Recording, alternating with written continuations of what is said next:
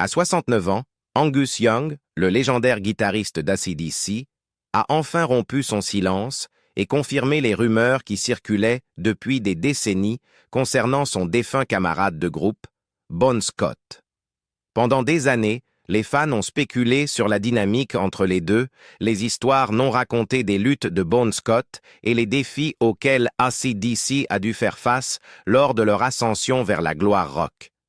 Mais maintenant, alors que l'une des figures les plus emblématiques du rock partage ses réflexions, nous obtenons un rare aperçu de la vérité derrière le chaos, le génie et la brillance de Bon Scott. Dès ses performances légendaires à sa vie personnelle troublée, Bon Scott était bien plus que le leader d'AC/DC.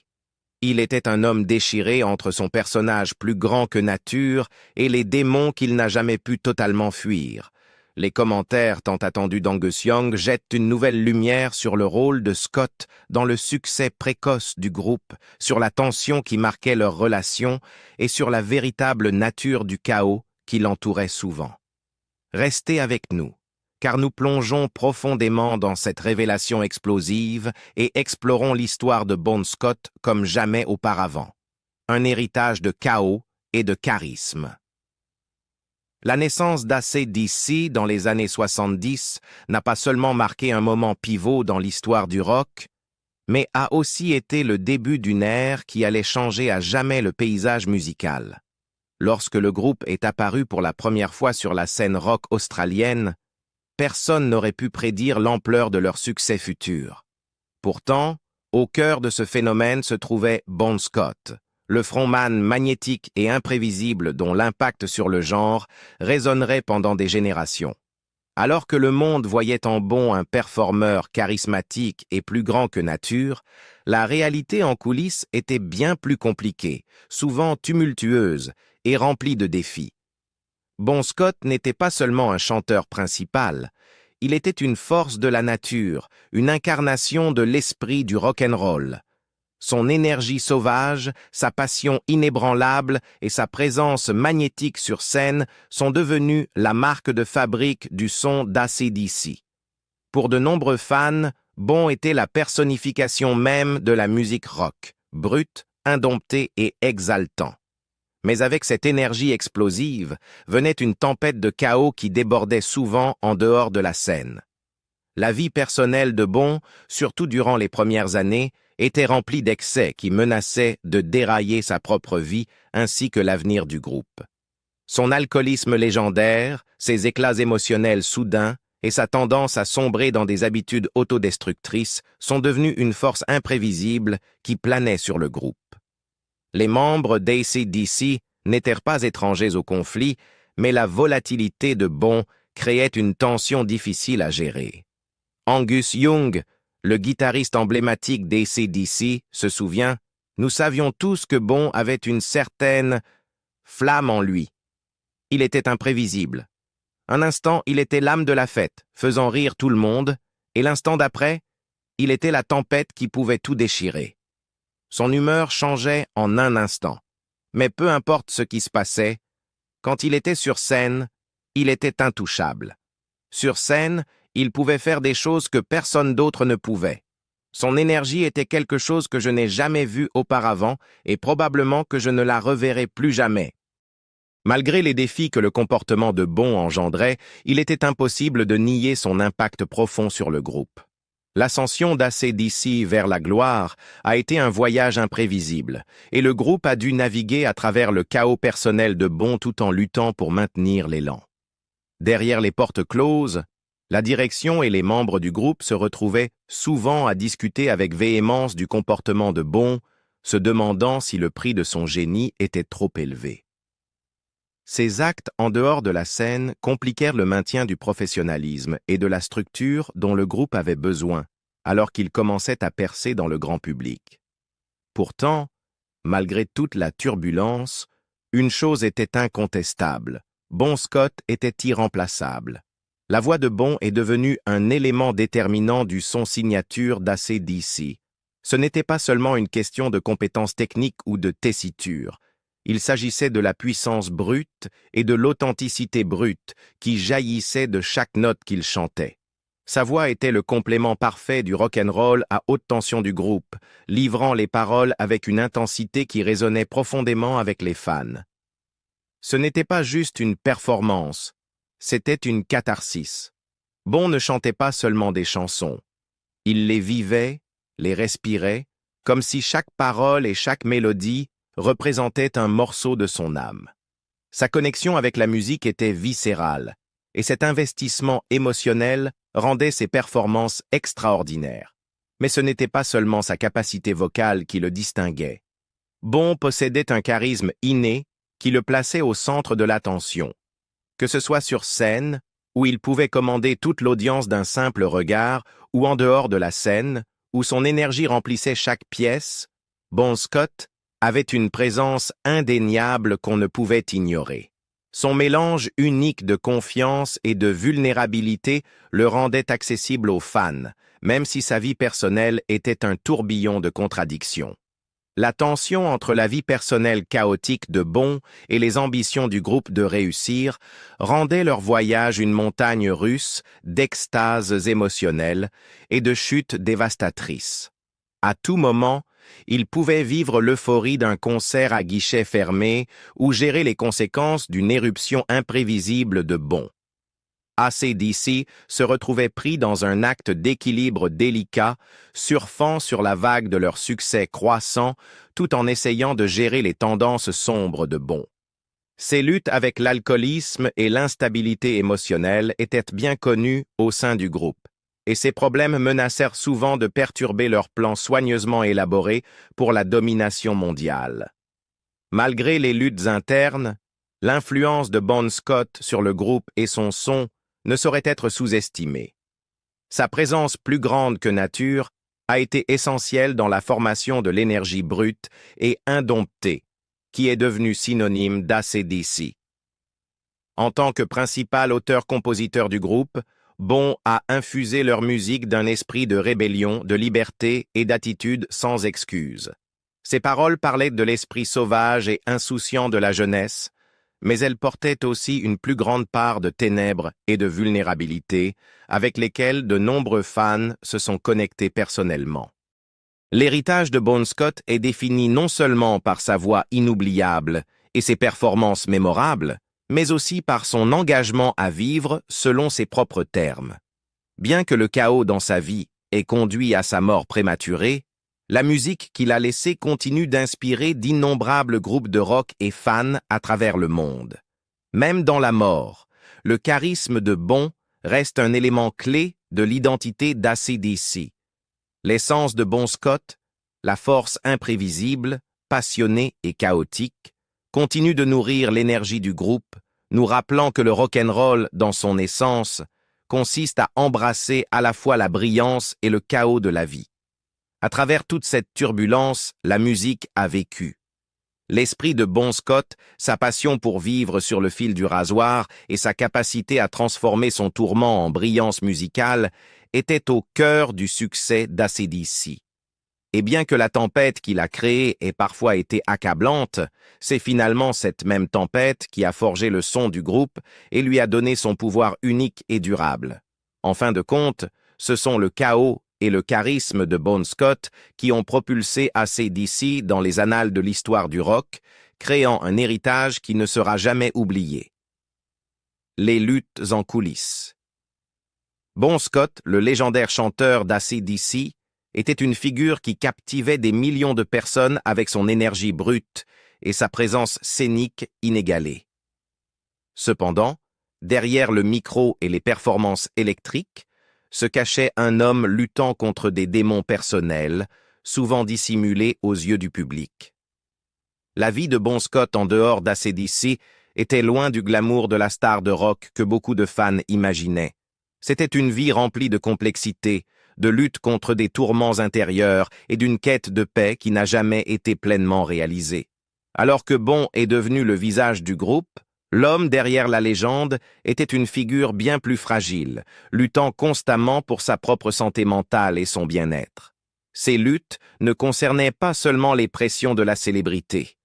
Elles étaient des batailles profondément personnelles contre la dépendance, la dépression et un sentiment d'isolement que même ses amis les plus proches et ses camarades de groupe peinaient à comprendre. Le mode de vie rock'n'roll qu'il embrassait, avec tout son chaos, ses indulgences et ses excès, était à la fois une source d'évasion et une prison qu'il s'était lui-même construite. La dépendance de Bon à l'alcool est devenue l'un des thèmes centraux de sa vie personnelle. Ce qui avait commencé comme un moyen de faire face à la pression d'être sous les projecteurs s'est rapidement spiralé hors de contrôle. Pour de nombreux fans, le mode de vie sauvage de Bon faisait partie de l'attrait.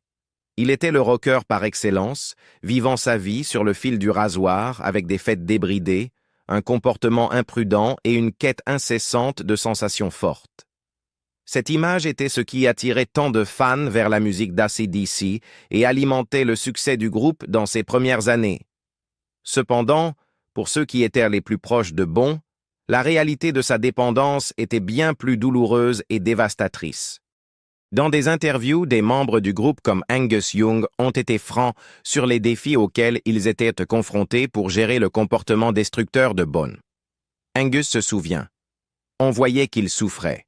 Mais ce n'était pas quelque chose dont il parlait. Bon n'était pas du genre à se confier. Il noyait tout dans l'alcool, ou une blague.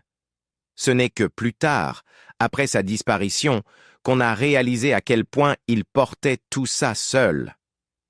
Les mots d'Angus reflètent le profond sentiment d'impuissance ressenti par les membres du groupe.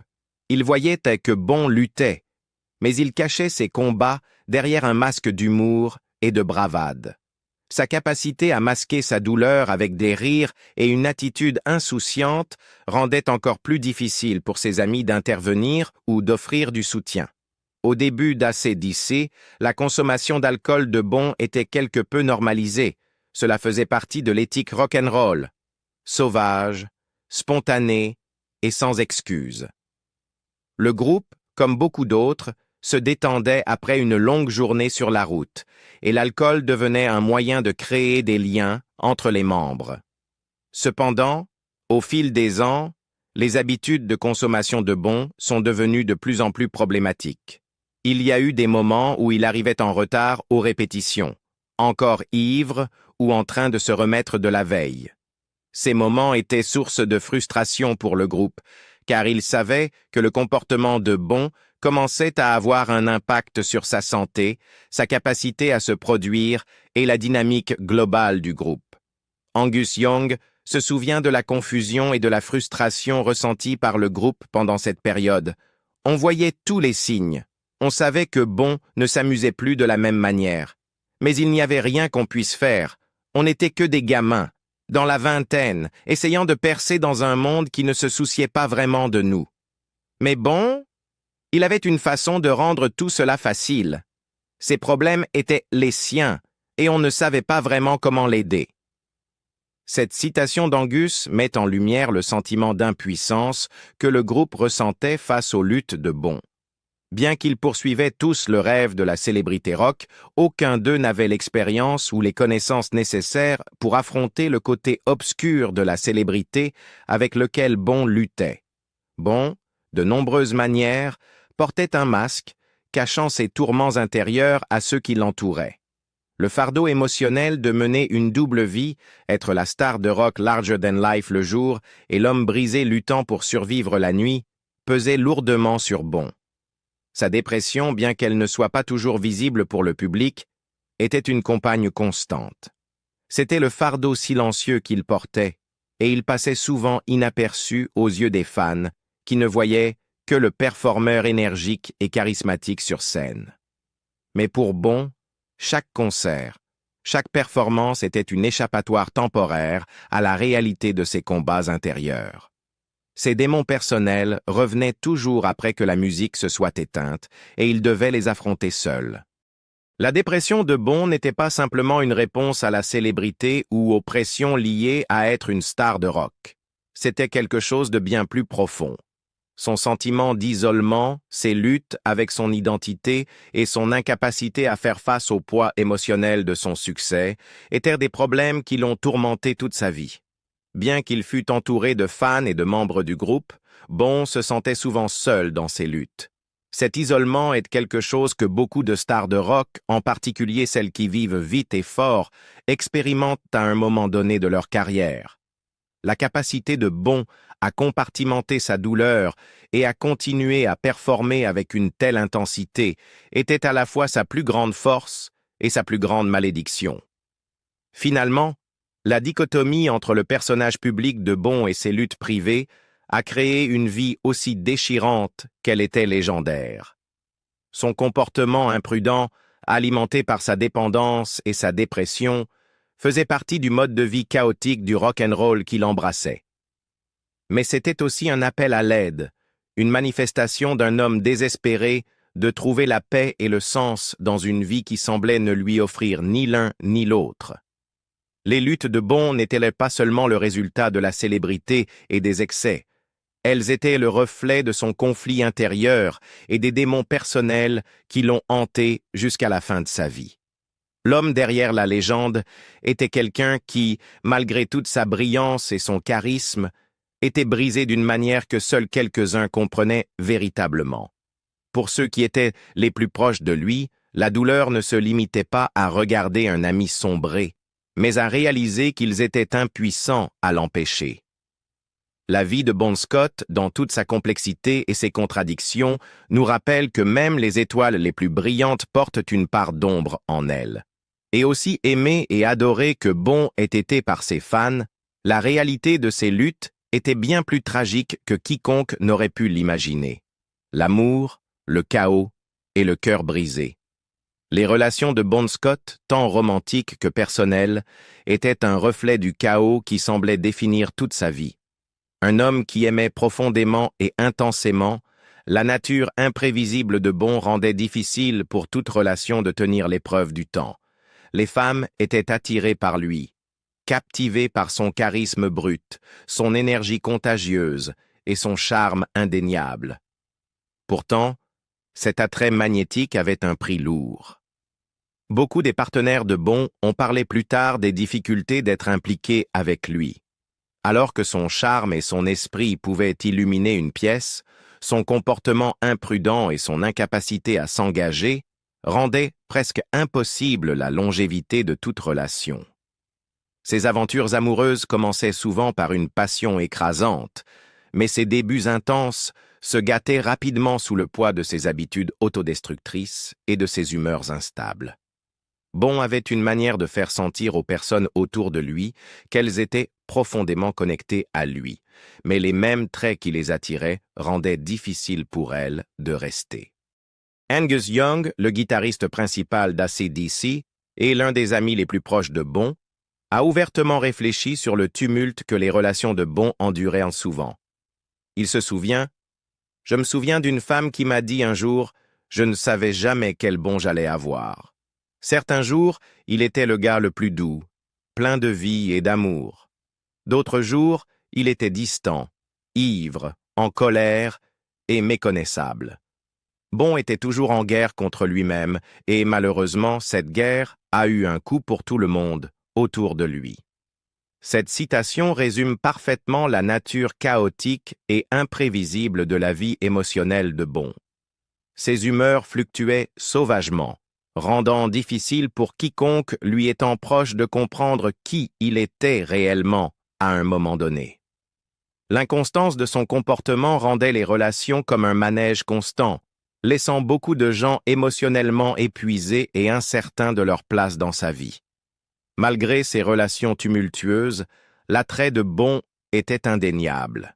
Sa passion pour la vie et ses émotions intenses, parfois erratiques, faisait de lui une figure fascinante. Il pouvait charmer n'importe qui avec son énergie et son humour, faisant sentir aux gens qu'ils étaient la personne la plus importante du monde quand il était autour. Pourtant, aussi vite qu'il pouvait tomber amoureux, Bon avait tendance à repousser ceux qu'il aimait. Que ce soit en se repliant sur lui-même, en fuyant dans ses addictions ou en se retirant émotionnellement, il créait souvent de la distance au moment même où ses partenaires cherchaient la proximité et la stabilité. C'était un cycle douloureux et frustrant pour ceux qui étaient les plus proches de lui.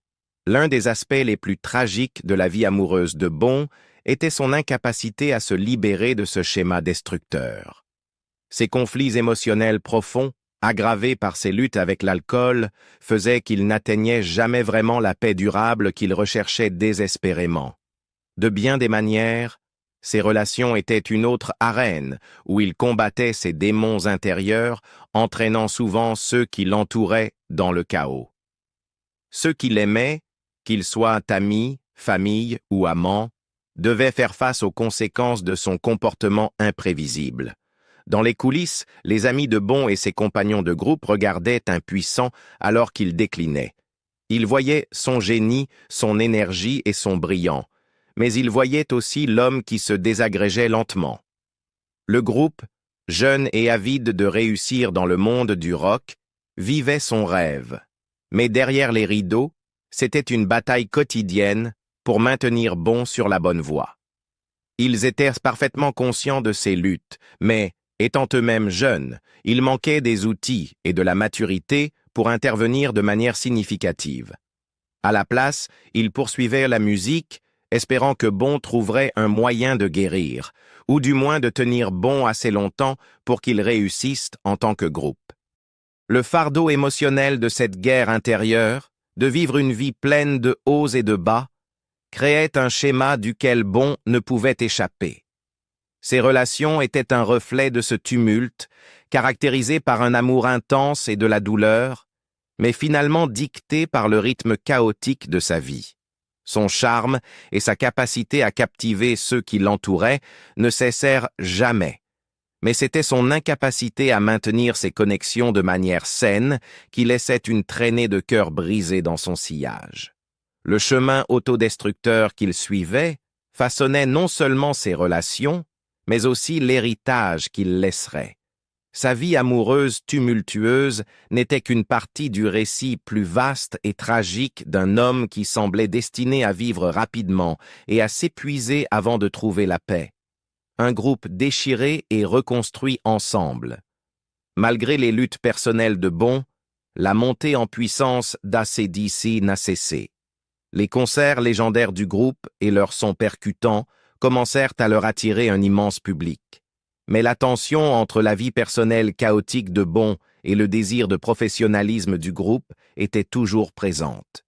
Il y avait constamment des conflits, des disputes et des désaccords, mais ceux-ci étaient souvent éclipsés par la contribution indéniable de Bon au son du groupe. Bon n'était pas facile à gérer parfois, admet Angus Young, mais sa voix, son esprit, personne ne pouvait égaler cela. Il était le cœur d'AC/DC, et sans lui, nous ne serions pas là où nous en sommes aujourd'hui. Mais parfois, on avait l'impression de se battre plus que de jouer. Ce n'était pas juste les problèmes de Bon. C'était nous tous, luttant pour garder tout ensemble tout en faisant face au poids de nos propres ambitions. Le succès d'AC/DC ne se résumait pas seulement à la musique, il était aussi le fruit de la tension et du conflit qu'il avait créé. Chaque membre du groupe, y compris Angus Young, avait ses propres idées, sa propre vision du groupe. Et le style de vie chaotique de Bon rendait souvent ces tensions encore plus marquées. Mais malgré tout, la musique passait toujours en priorité. Pour chaque moment de chaos en dehors de la scène, il y avait des moments de brillance sur scène. Les performances enflammées de Bon, son énergie brute et sa capacité à se connecter avec les fans faisaient de chaque concert un spectacle. Il pouvait être imprévisible, mais lorsque les lumières s'allumaient et que la musique commençait, Bon Scott était une force avec laquelle il fallait compter. La fin tragique, les dernières années de Bon Scott et son héritage. Tristement, les luttes de Bon Scott finirent par le rattraper. Son style de vie, rempli d'excès, d'imprévisibilité et d'autodestruction, eut un lourd tribut sur son corps et son esprit. Bon est décédé subitement en 1980, laissant un vide dans le cœur de ses compagnons de groupe et de ses fans. Angus Young se souvient, c'était dévastateur. Bon était irremplaçable. Il était l'âme d'AC/DC. Et quand il est parti, on a eu l'impression de perdre non seulement un ami, mais une partie de nous-mêmes. Sa mort a marqué un tournant pour le groupe. Nous devions décider si nous allions continuer, honorer son héritage. Depuis la disparition de Bon Scott, son influence sur la musique rock n'a cessé de croître. AC/DC a poursuivi sa route avec Brian Johnson en tant que nouveau leader, mais la voix de Bon reste un symbole de l'ascension fulgurante du groupe et de l'héritage de leurs premières années. La mort tragique de Bon Scott a rappelé le prix de la célébrité, l'impact qu'elle a sur l'esprit humain et les conséquences dévastatrices du comportement autodestructeur. Mais elle a aussi scellé sa place dans l'histoire du rock en tant que l'un des plus grands chanteurs que le monde ait connu. Sa voix, sa présence et sa musique continuent d'inspirer de nouvelles générations de fans. En réfléchissant à l'impact incontestable que Bon Scott a eu sur la musique rock et à l'héritage qu'AC/DC continue de bâtir, on ne peut s'empêcher de ressentir un profond respect pour l'homme et la musique qu'il a laissé derrière lui. Son énergie sauvage et son esprit passionné resteront toujours au cœur de l'identité du groupe. Mais qu'en pensez-vous de la confirmation tant attendue par Angus Young des rumeurs concernant Bon Scott? Croyez-vous que l'histoire de son parcours tumultueux soit aussi captivante que la musique qu'il a créée? Partagez vos pensées dans les commentaires ci-dessous. Si vous avez apprécié cette plongée dans l'héritage de Bon Scott, n'oubliez pas de liker la vidéo et de vous abonner à notre chaîne pour découvrir plus d'histoires sur les légendes du rock et des moments en coulisses que vous ne trouverez nulle part ailleurs. Merci de nous avoir regardés et à bientôt pour la prochaine vidéo.